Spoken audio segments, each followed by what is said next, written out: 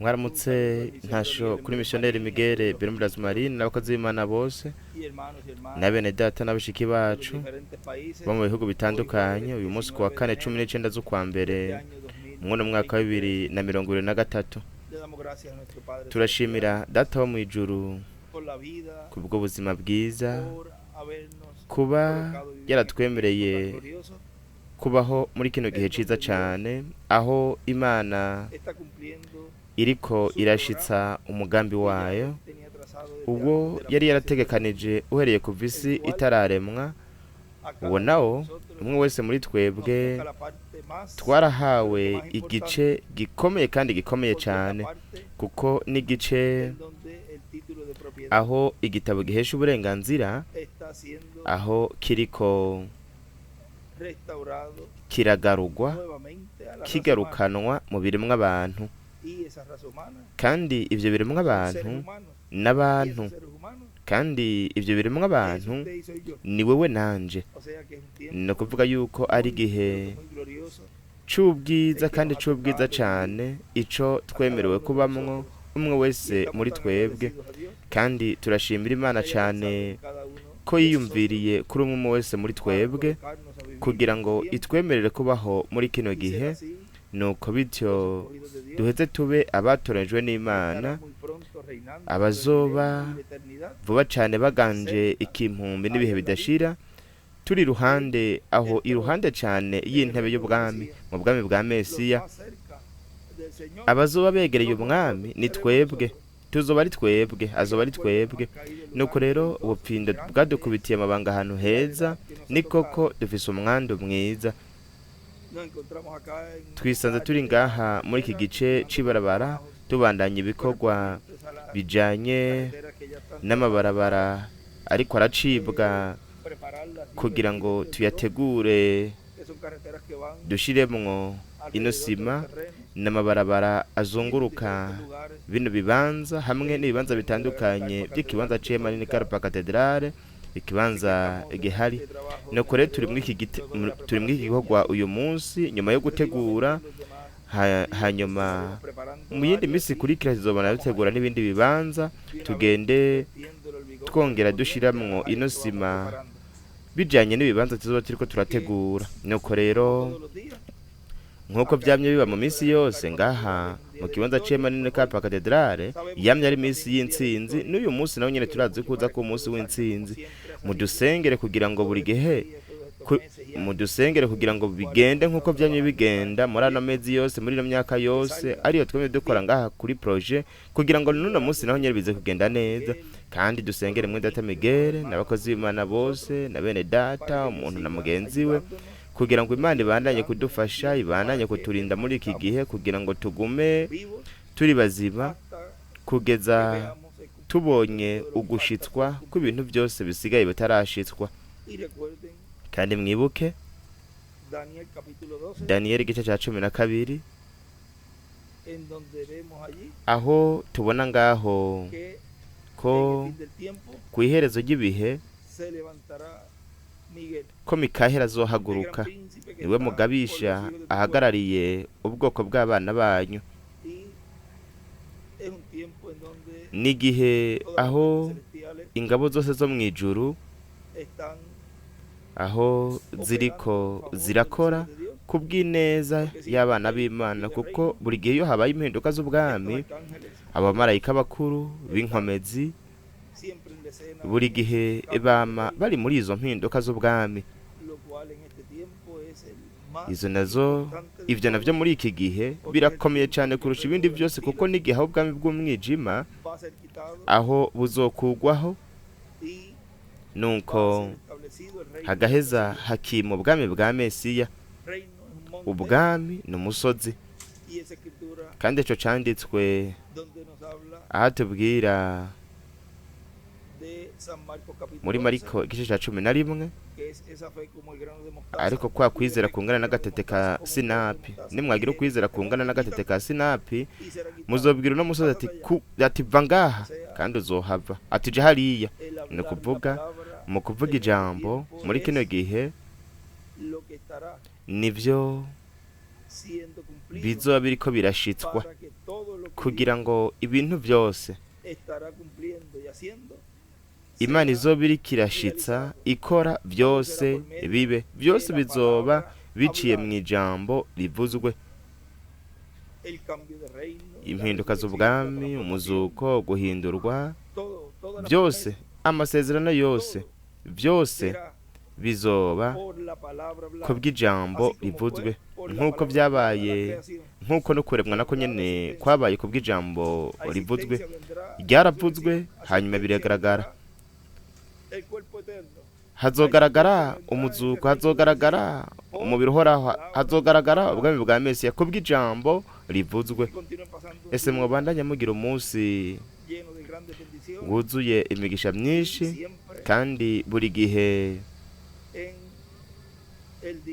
umunsi wose aho Imana itwemerera kubyuka dushemaga izina ryayo, kandi ico twokora umwitwariko turawufise buri gihe ni ukuba turiko turazirikana ku bintu byo mu ijuru, tuzirikana ku masezerano adufitiye, nuko bityo tube turiko turitegura, twitegurira ugushitswa kwayo, kandi amaso yacu mu by'inkwemu akangutse neza, akangutse cyane, kugira ngo ntagire na rimwe riducika. Ni byiza Imana ibahezagire, Imana ibarinde, kandi mubandanye mugira umunsi w'umunezero, umunsi wuzuye imigisha y'Imana.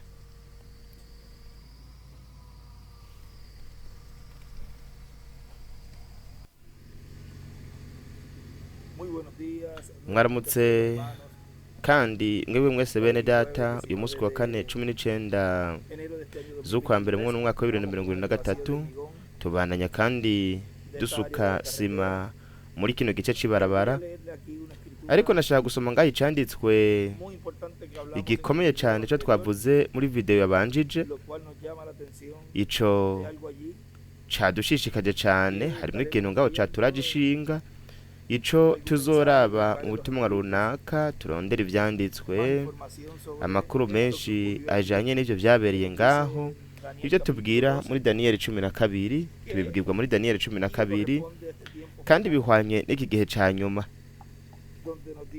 Aha tubwira ngo maze ico gihe Mikayeli azohaguruka, niwe mugabisha ahagarariye ubwoko bwanyu. Rero murabe, nimba yarahagurutse nuko yari karakora igikorwa. Ntimwibaze ngo kubera ko yari yicaye, kuko umuntu ahagurutse nuko yari yicaye.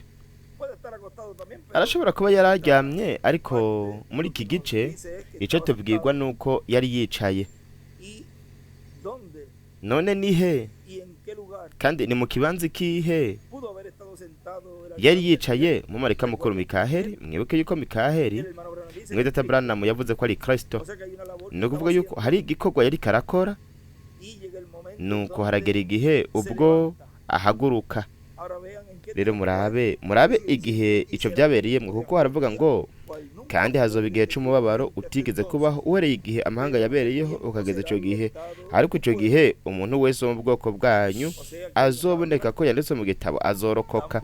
Ni ukuvuga yuko ngaho tubwirwa kuri wa mugwi w'ibihumbi 144, ndetse tubwirwa no ku mugwi w'abatoranijwe. Ni ukuvuga havugwa iyo migwi, kandi kubera ko n'igihe aho hazoba ibibindi, aho babandanya havuga ngo ariko ico gihe umuntu wese mu bwoko bwanyu azoboneka ko yanditse mu gitabo azorokoka. Kandi benshi bo bazoba basinziriye mu ivu hasi bazokwikangura. Aho hariko haratubwira ku muzuko, kandi kugira ngo umuzuko ube, nuko rero atereza kuba yavuye ku ntebe yo kutuvuganira, ndetse kandi batereza ko baduye ko ikimenyetso 144, kuko ivyo bibi imbere y'akabero gakomeye. Ndetse kandi byongeye ihanga ry'Imana, abatoje n'Imana, umugeni w'umwami, bategereza kuba barokowe nabo nyene, ndetse banabaye muri iki gihe cyo kwitegura kugira ngo hanyuma habe umuzuko. Ni ukuvuga yuko bino bintu byose ubwa mbere bibanza bikaba, hanyuma mu gice cya 12 muri ino mirongo ya mbere, umurongo wa 2 ahavuga ngo kandi benshi bo bazoba basinziririye mu ivu hasi bazokwikangura. Murabe igihe ibyo byose bizoba, murabe igihe ibyo byose bizoba biba Mikaheli yahagurutse.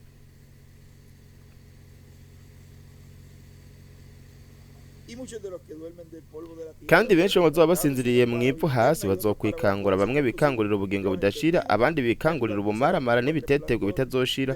Kandi abagize ubwenge bazokayangana nk'ubukayangana ko kwitazanure ry'ijuru, n'abashikanye benshi kugororoka bazokwaka nk'inyenyeri ibihe bitazoshira. Nuko rero wowe Daniyeli gumiza amajambo muri ntibate, umatanisha ashara igitabo cabyo dome mu kimenyetso gushitsa igihe c'iherezo. Rero murabe mu vyeshuro Yohana mu gice ca 12 ahatubwira ngo ikimenyetso gihambaye kiboneka mw'ijuru, umugore yambaye izuba, ukwezi kwari munsi y'ibirenge vyiwe, umutwe yambaye igitsibo c'inyenyeri 12, kandi yarakuriwe atura akaborogo kuko aramutswe ababazwa n'ibise. Mw'ijuru haboneka ikindi kimenyetso, igisato c'amahero gisa n'ikibengebenge gifise imitwe ndwi n'amahembe 10, no mu mitwe yaco cambaye imigara ndwi. Umurizo wacu kwega ikigira gatatu c'inyenyeri zo kwijuru uzishiburira kw'isi. Ico gisato gihagarara imbere y'uwo mugore agira vyare, kugira ngo niyavyara kirotse umwana wiwe. Kandi mwibuke yuko uko ari ugushitswa kukuza kwa kabiri k'umwami.